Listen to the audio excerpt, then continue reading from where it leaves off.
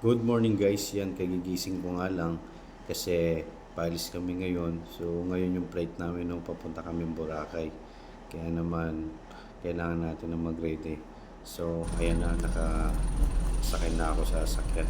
Ako nga pala ngayon yung driver namin, no?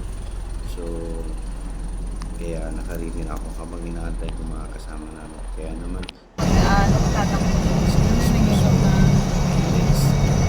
Hindi yung ate, nakita ko.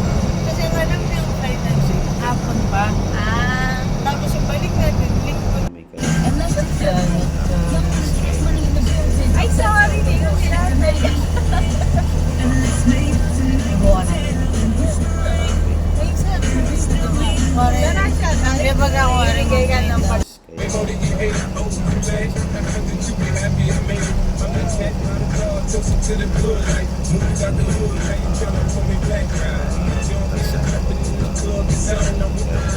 Kaya naman, nakarating na ako ng airport.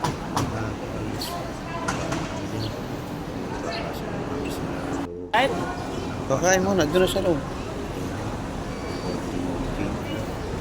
Brad, saan punta mo? Ha? Kasalo. Bias. Naman, nakapasok na kami sa mismo na and papasok na ako naglalakad ako sa mga kasama sa kanila.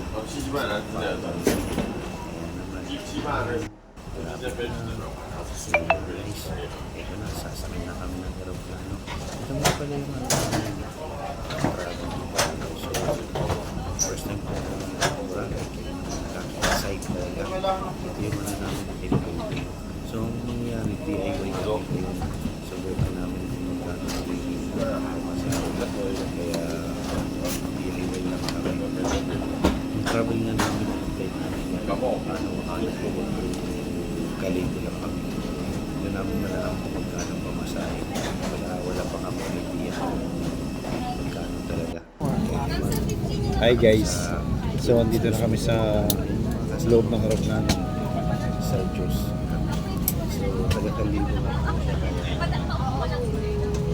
Kaya, hindi na sa kanya bago.